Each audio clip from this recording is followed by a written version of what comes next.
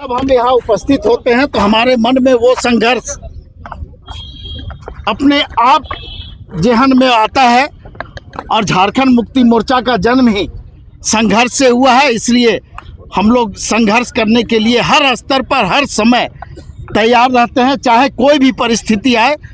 झारखंड मुक्ति मोर्चा के जो सिपाही हैं, जो कार्यकर्ता हैं, जो नेता हैं, वो हमेशा संघर्ष के लिए तैयार रहते हैं। अच्छा, कल आप लोगों ने कार्यक्रम किया था, उसमें बीजेपी की ओर से आरोप है कि महापुरुषों का अपमान किया आप लोगों ने। देखिए, अब आरोप लगाने वाले के ऊपर में ज़्यादा टिप्पणी करना उचित नहीं है, लेकिन भारतीय जनता पार्टी अब हम लोगों को यानी झारखंड मुक्ति मोर्चा को शहीदों का सम्मान करना ना सिखाए।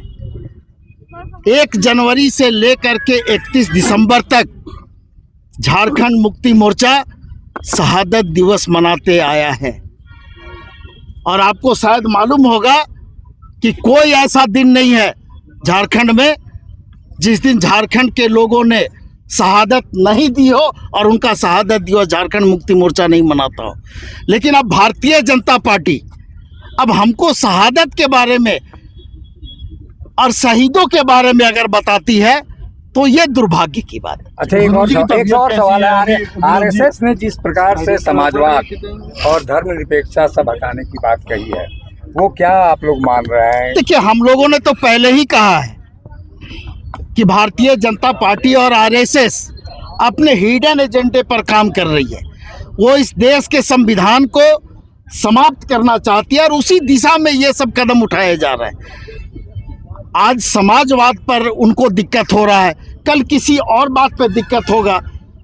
समाजवाद और धर्मनिरपेक्ष जो शब्द है वो सिर्फ शब्द नहीं है, इस देश के लोगों की भावना का वहाँ पर जिक्र उस शब्द के द्वारा किया गया है। भोगनाडीह में आज हुल दिवस को लेकर के तनाव बरकरार है? नहीं, तनाव नहीं है, कुछ गलतफहमियां थी और शासन प्रशासन पूरी तरह से वहाँ मुस्तैद है। हम लोगों के संज्ञान में भी सारी बातें हैं और पहले जैसी स्थिति वहाँ पर अभी बन चुकी है। लोग वहाँ पर जो कार्यक्रम है उसमें भाग ले रहे हैं और शहीदों को नमन कर रहे हैं। गुरुजी की तबीयत में कितना सुधार है? देखिए, पहले से बेहतर है गुरुजी, और हम लोगों को पूरा विश्वास है कि बहुत जल्द वो हमारे बीच में आएंगे और उनका मार्गदर्शन हम लोगों को मिलेगा। चूँकि इस राज्य के ही नहीं, पूरे देश और दुनिया के लोगों का आशीर्वाद और दुआ उनके साथ है, तो निश्चित रूप से हमारे बीच में आएंगे और फिर पहले जैसा ऊर्जा हम लोगों में भरने का काम माननीय गुरुजी करेंगे।